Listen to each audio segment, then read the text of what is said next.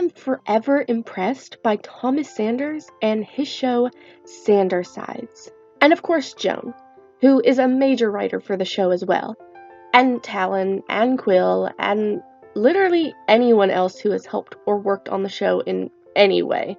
But I think the beauty of the show itself is something that people might not really realize. And that's the fact that Sandersides is basically a reinvention of what a show is or can be. Part 1. Style and structure. What do you really need to make a show? Well, to be fair, all you really need for a show is characters, some sort of conflict, and a resolution. I will get into the characters later, but as far as conflict, Sandersides starts off very much as an episodic type of show. So each conflict is self-contained per episode, until later on in the series when it starts to grow more into an overarching plot that, to this day, is still continuing and changing as things progress. So conflict is there in both the current conflict, the one that is brought up and resolved in each episode itself, but then there is the conflict between the characters and the overall arc as well. Resolutions are done in an episodic format for each episode conflict, but since the series is still being made, the overarching conflicts have yet to be fully resolved, for now at least. But it can be assumed they will be based on what we have already seen so far. But there are also some unspoken terms as to what a show, or any film media for that matter, needs. If you look at any series on Netflix, Hulu, Amazon, anywhere, you find the same types of setups. You have your sitcom styles with live audiences, dramas, horrors, etc. All of which require multi-camera setups and a big crew. Of course, this is on the larger scale. If you were to look at, say, YouTube itself, the platform that Thomas Sanders uses, you'll find that things are much more flexible here. But still, even then, there is this idea that a web series has to have more than just the traditional vlog type of style. It either needs to forego the YouTube style entirely, opting more for a traditional sense of what a show is, or if you do use a vlog type of style, it needs to be only that, and real. That isn't to say that fake documentary or even fake vlog type of web shows haven't been done before, but fake vlogging isn't what Thomas is really doing either. The camera setups are similar to his vlog style content, but it's still different. A vlog really just means a video blog, and a fake vlog would imply that he is making somewhat a fake diary. This can be used to tell a story in various ways, much like a fake documentary. When it comes to Lonely Girl 15 and I Am Sophie, this type of fake vlogging becomes more of a mystery that starts to unfold before the viewer. But even in vlogging, real or fake, the camera moves. The beauty about Sandersides is the camera is always stationary. This is of course because Thomas is playing the other sides and can't be on camera with himself. At least, that's how it is at first. Now they've been able to show him and the sides interacting more and more, and yet they still keep the camera very much stationary, opting for what I assume easier editing purposes to instead merely cut to each side instead of having them all together all the time. Even when Thomas does leave his usual spot in his home, either to go to the Mind Palace or somewhere real, they still work around with the same camera setup. Thomas is in front of the camera talking to the sides, and vice versa. And that's not even talking about the genius behind each side's rooms, but I'm getting ahead of myself, that's for a different section. But even if you take all of that out of account, the fake vlog genre still doesn't fit, because just like with any fake documentary, the appeal of it is that it's trying to appear real. But with Sandersides, it is clearly obvious that it's not real, because Thomas is playing almost every character. So the show isn't trying to trick us in any way or make it seem realistic. In fact, the closest style that Thomas Sanders' videos fit is, surprisingly, children's television shows. And that's not me trying to down the show at all, because it's actually really brilliant. Thomas Sanders himself says he loves cartoons, like Steven Universe, Avatar: The Last Airbender, She-Ra, etc. But even those shows aren't the ones that I'm talking about. I'm thinking more along the lines of Dora the Explorer, Sesame Street, and Blue's Clues. And you might be wondering, how? Well, all of those shows reference the audience watching. Dora the Explorer even goes so far as to act like it's a game the audience is playing on a computer. The characters in Sandersides also often reference the audience. Thomas, playing a character version of himself, talks directly to the viewers in the intro and outros every time. But also, the other characters reference us, the viewers, in conversation as well. They mention YouTube, reference ships, make meta jokes, and sometimes outright know that they are in a video. Heck, some of the episode conflicts is literally about what kind of video they should or should not be making in that very moment. But not only do those types of children's shows reference their audience, it's also used as a teaching tool. Sandersides is very much an educational show. Joan has even remarked that the show is very similar to how Plato did his writings. Dialogue-based. He makes points by having arguments and counter-arguments when they eventually arrive at whatever the conclusion is that Plato wanted to convey. The show loves to weave in philosophical questions. It's kind of similar to The Good Place by offering ideas and having the characters talk about it. Although Sandersides does it even more directly. And they don't just stop with philosophy. They educate on mental health, becoming an adult, being true to yourself, and much more.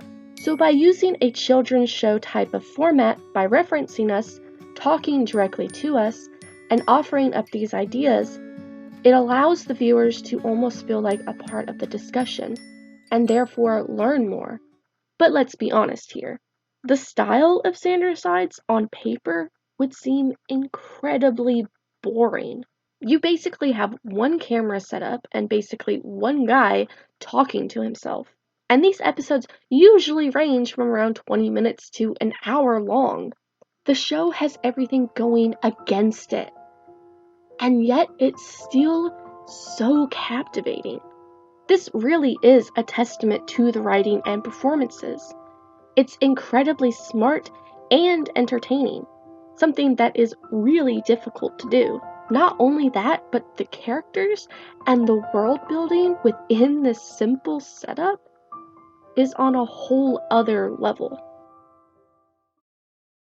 Part 2. Characters and world building. When the series starts, we only have 4 characters, one being Thomas himself, and the other 3 are representations of himself brought in through his other fine characters he had already established at the time. We have the teacher character, who is known as Logic, and whose name is later Logan, named after Logos. We have the dad character, who is known as Morality, and whose name is later Patton, named after Pathos. And then there's Princey, who probably has the most nicknames, the fanciful side being one of them. But he is known as Creativity, and whose name is later Roman, named after Romanticism and the Romantic movement. And then in the next episode, we are introduced to our 5th main character for the rest of the series. This was back when the show was not really what it is today, though. Joan was also not a writer on the show at this particular time. So the introduction of Anxiety was done in more of a traditional YouTube-style video with Lily Singh, aka Superwoman. But still, Anxiety is introduced and becomes a key part of the show. He's later known as Virgil, after the word vigil, and also the guide from Dante's Inferno. The idea of different parts of the psyche being portrayed as a person is not new either. In fact, Sandersides even references how they are similar to Pixar's Inside Out. He's such a big Disney fan, I would have thought he'd see how similar we are to the concept of Inside Out. What? Oh my... You think you heard me? My life is a lie! But we've already established that the style of the show is what makes it unique. However, I would also argue it's not only the style, it's also the world building and the characters themselves. Both Thomas and Joan have stated a few times that each side represents chunks of character Thomas. They are not just one thing. For example, Patton is not just morality. That is a major part of his role and who he is as a part of Thomas, but he also represents emotions, the inner child, etc. We get it. You're adorable. And the same goes for all the other sides. They are more than just their one defining feature. This allows the characters to develop far beyond their set role and have their own internal struggles without it contradicting the setup. A lot of people like to point out that Roman is very prideful as one of his character flaws. And this doesn't contradict with the fact that he is still creativity. He can be both. The same can be said about Logan, who can be stubborn. And this makes sense because in Logan's mind, he is logic. And that means that his answers are the right answers, unless one of the others prove to him that he is wrong. So already we're expanding upon the idea of what each side can be, and how they can develop later on. Much like how people grow and change as time progresses, each side can do the same. It's basically a physical representation of how character Thomas grows and matures. But that's not all they do with this idea. Not only can the sides grow and change, but they have their own environments, their own backstories, their own lore. They technically even have their own abilities, in a way. In the show, they have the Mind Palace. This is a real technique that people use that can help with memory enhancement and help solve problems. And within the Mind Palace, each side has their own room. And the show doesn't let its limitations and environment limit what they can do. Because the Mind Palace exists all in Thomas's mind anyway, it can easily be explained that the Mind Palace can look like anything, including Thomas's apartment where the majority of the show takes place. But it can also be shaped, usually by Roman, to look like other places, like a stage. The characters themselves can also shape and change their physical appearance, whether it be pretending to be Thomas's friends or puppets. And because of how the show is presented, you never question it. Of course Patton can summon puppies, why not? The only limitation here is imagination. So you have these characters, who, by the way, are just amazing themselves. Like, seriously, the best. Honestly, Thomas does an amazing job at portraying each one, to the point where you don't even question that they're different people. You kind of almost forget that each character is played by the same person. Even when other people, such as his friends, portray the sides, it's still very believable. So just a huge kudos on even accomplishing that. But then, these characters interact with one another and learn to become a unit together. They all have the same goal, help Thomas. But they just do it all differently and have to learn to work together. And then you've got the basic world laws, the Mind Palace, the rooms, the character name reveals, the general function and personalities of each side, all of it. But then, things start to change. Somewhere along the way, we start to learn more and more about the sides and their past. Things are not all what they seem, and it becomes clear that some things are being hidden from Thomas. Part 3, Lore. If you think that a show with this simple of a setup can't have an overarching plot, let alone lore, you would be vastly mistaken. This show is rich with it. When we first meet Anxiety, it is clear that Roman does not like him. Still don't like you. What was that? Chim Chim Charoo. Oh, Mary Poppins. Okay. We never really question it because Anxiety is often viewed as the bad guy. I mean, why wouldn't he be? Anxiety in itself is usually not a good thing. It isn't until the Accepting Anxiety arc that we really realize that anxiety is more than just a negative aspect in Thomas's life. He is that fight or flight response that is in all of us that keeps us safe. Sure, sometimes he can overdo it. You could never overdo it. But that doesn't mean that he's bad. But since it takes a while to figure out that all the sides are more complex than just their one singular function, it's easy to forget that Roman didn't like Virgil in the beginning. Until Roman says, And you are nothing compared to the others. The others? Who are they? Thomas doesn't get to know right off the bat, and neither do we. It's quickly brushed under the rug. But as we later find out, the others are the dark sides, a term coined by Roman himself. But in fact, Virgil is like the others, these dark sides, because I was one of them. This is a long plot that spans over most of the episodes, and Virgil's involvement with the dark sides is something that fans have been guessing about for quite some time, with just small hints being thrown at us as time moves on. Before Virgil reveals that, however, we are introduced to two of the dark sides. Deceit is the first one, impersonating our dear Patton for the majority of the episode until revealed at the end. Deceit is a part of Thomas that he doesn't want to admit to himself, giving Deceit the power to silence the other sides, unless Thomas directly asks. Deceit, like the other sides, encompasses more than just lying. He encompasses more of a selfish side of Thomas, leading later to a great debate between Deceit and Patton on if Thomas should be selfish or selfless in a certain situation. This is where everything we once knew starts to crumble. Things we once believed to be true are put into question, and it only unravels more once Remus is introduced. Remus is named after a Roman myth. Romulus and Remus were twin brothers, but Remus is later murdered by his own brother. The reasoning of his name is because Remus himself is Roman's twin. Remus is called intrusive thoughts, but sees himself more as the unloved side of creativity. His creations and ideas are darker and pushed away. He also seems to represent impulsiveness, often acting before thinking or changing his mind without much forethought. He's basically the epitome of chaos. And Deceit's name? It takes a lot more time, but his name is later revealed to be Janus, the Roman god depicted with two faces, as well as the name of a two-headed snake. And I don't know if this is intentional, but if you think about it, the staff of Hermes, also known as a caduceus, is also depicted with two snakes. And the staff is carried by Hermes or Mercury, the gods of messengers, but also both are known for their mischievousness and trickery, and this is what the show does to you. Sometimes intentional, sometimes maybe not, but the show has enough clever ties to things that it's just asking to be analyzed more closely. For instance, why do all the dark sides have animal depictions as well? Janus being the most obvious with his snake-like features. But we also have Remus, who seems to be tied to an octopus or squid.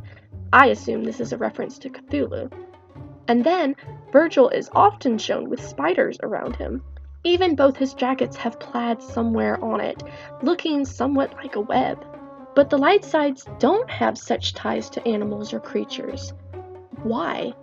We don't know. Maybe we won't ever know. Or maybe it has yet to be revealed.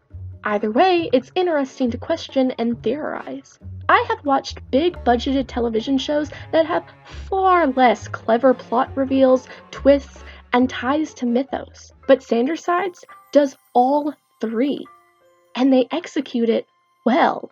It never seems inorganic either.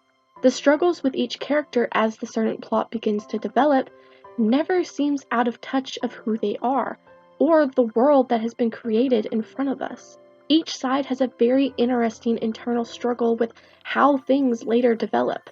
Some good, some not. And like I said before, these characters are amazingly portrayed. You feel for them.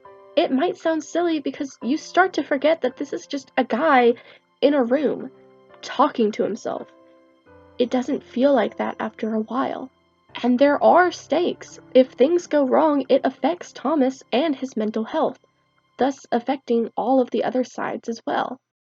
Conclusion. So I said the show is basically the reinvention of what a show can be, and I stand by that. You don't need multiple cameras, a lot of environments, or even that many actors to make a good show. And of course, this show is still a team effort. It's not just Thomas running everything anymore. You have writers, costumes, props, editing effects, etc. Sure, Thomas probably does have a hand in all of it, but it can't be made alone. But even with the limitations the show had from the beginning, with even less budget and way less people involved, it still flourished and grew into something so much more than what anyone might have thought. I often think about how this show could have been made on a different platform, and I can't see it.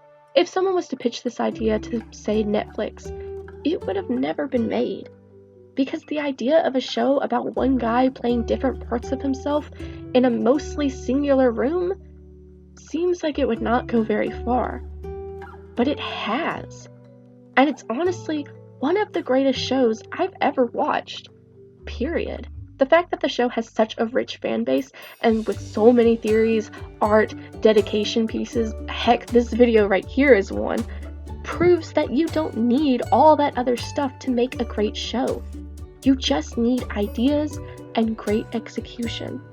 The only limits in media or film are the ones we put there ourselves. And if anything is living proof of that, it's Sandersides. And as Thomas would say, Take it easy, guys, gals, and non-binary pals. Peace out. Bye!